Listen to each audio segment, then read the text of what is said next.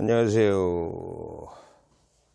나폴레옹입니다. 오늘 아침에 여러분들에게 꼭 보고 말씀드리고 하루를 시작해야 될 것 같아서, 다름이 아닌 왕이 방문입니다. 저희가 중국에 가서 왕이를 몇 번 본 적이 있죠. 그런데 이 왕이라는 사람이 저희가 중국 가면은 잘 안 만나줘요.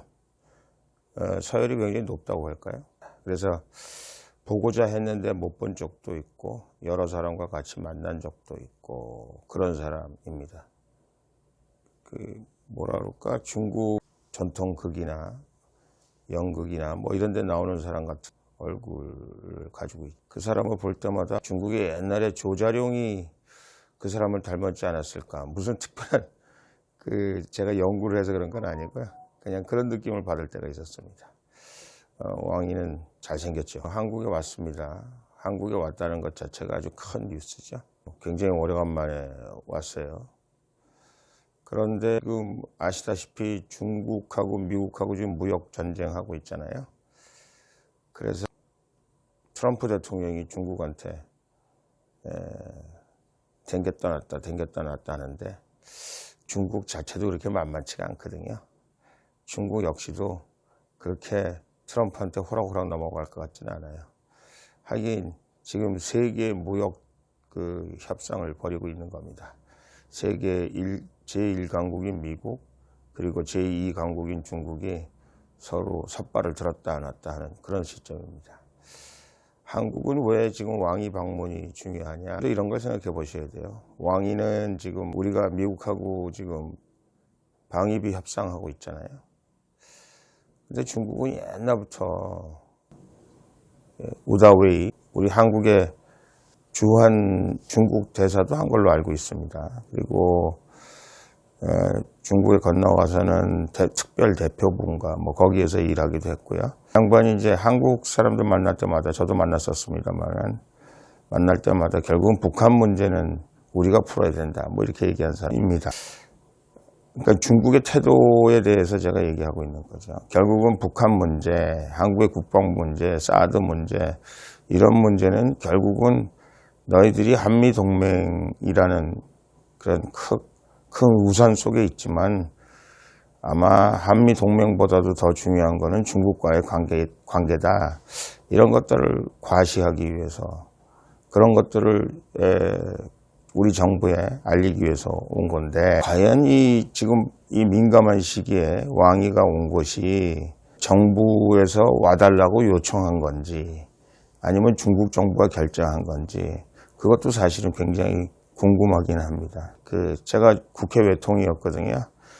외교청을 통해 보면 한국이 왕이를 와달라고 부탁한 것 같이 돼 있습니다. 우리 정부는 중국 역시 북한과 소련과 궤를 같이 하는 그런 친공산주의, 친사회주의, 종북, 좌빨, 뭐 이런 얘기들을 충분히 들을 만한 여러 가지 이유가 많이 있는데, 그 중에서 왕위의 방한이 또 지금 이 미국과의 아주 굉장히 예민한 측면에, 뭐 외교적으로 보면 우리가 방위비 협상에 좀 유리한 고지를 점하기 위해서 왕이가 와서 한번 휘젓고 가면, 우리가 미국에게 우리의 선택은 당신들만 있는 게 아니라 중국도 있다, 또 아니면 또 중국이 우리를 이렇게 괴롭히고 있기 때문에 우리가 참 당혹스러운 상황인데 방위비까지 이렇게 많이 올려달라고 그러면 우리 국민들이 굉장히 힘들어할 거다, 뭐 이제 이런 나름대로의 홍보 전술일 수도 있겠다라는 생각을 합니다. 그래서 여러분들이 이런저런 걸 아셔야 된다고 말씀드리고 싶어요. 왕이가 뭐 갑자기 방문하면서 뭐 대통령 만나겠다 그러고, 우리 뭐 기업인들 100여 명을, 기업 총수들을 막 초청했다고 하잖아요. 이 사람들이 그 기업인들을 그렇게 초청했는데, 대개 뭐 저 역시도 엄청나게 많은 스케줄이 있어서 갑자기 와가지고 스케줄 비워놓으라고 그러면 스케줄 비우기가 어려울 때가 많이 있거든요. 근데 뭐 기업 총수들 뭐 기업하느라고 또 얼마나 많은 연관관계를 가지고 있습니까? 왕이가 왔는데 100명 오라고 그랬는데 그분들이 안 가면 여러 가지 불이익을 당할까봐 걱정을 많이 한다. 이런 얘기를 하죠. 옛날에 그 외교 국무위원인가 하는 그 다이빙권가 뭔가 하는 사람이 있었죠. 그 양반도 꽤 오래된 얘기인 것 같습니다만 그 사람도 한국에 올 때 뭐 20분 전에 통보해가지고 뭐 서울공항을 비워놔라. 또 뭐 대통령 스케줄을 만들어내라. 뭐 그랬다는데 이 중국 사람의 그 특유의 좋게 말하면 우리가 친하다는 의미에서 우리가 이렇게 프로토콜을 안 따진다. 뭐 이런 것도 있지만 우리는 별로 그렇게 기분 좋은 상황은 아니죠. 이렇게 어떻게 보면 외교적으로 좀 무례해 보이기도 하는 그런 상황들을 연출한다라는 것이 상당히 마음에 걸립니다. 중국을 무시할 수 없습니다. 우리 대한민국의 역사를 보면 중국을 무시할 수 없다는 거. 하여간 또 여러 가지로 우리가 중국과의 좋은 관계를 맺어야 되는데 중국이 우리 대한민국에 대해서 이 한반도에 대해서 항상 아쉬워하는 것이 자기들한테 뭐 속국이라고 생각하고 자기들의 영주국이라고 생각하고 뭐 그렇게 생각함에도 불구하고 한국이 한 번도 중국에 편입된 적이 없다는 거죠. 그것이 중국으로서는 그 중국을 둘러싼 세계 가운데 국가가 중국이고 중국에 붙어있는 나라 중에서 유일하게 자기 나라로 편입시키지 못한 나라가 그 우리를 동이라고 동쪽의 오랑캐라고 불렀죠.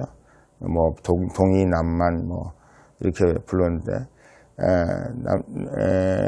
남만이라는 건 우리 얘기가 아니고 야만이다 뭐 이제 이런 식으로 부르면서 지금 몽고 우리 대한민국 저쪽에는 베트남 뭐 이런 나라들이 주변에 있는 나라들 다 복속시켰는데 복속시키지 못한 아쉬움을 항상 마음속에 간직하고 있다는 거 우리가 기억하시기 바라고요.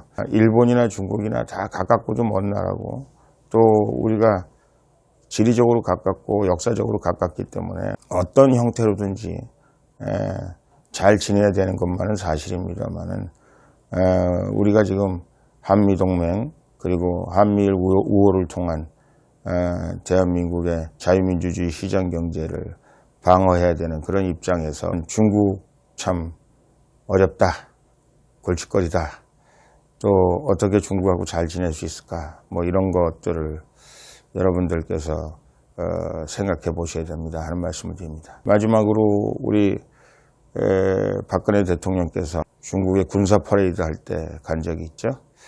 그래서 뭐라고 얘기를 많이 들은 적이 있습니다.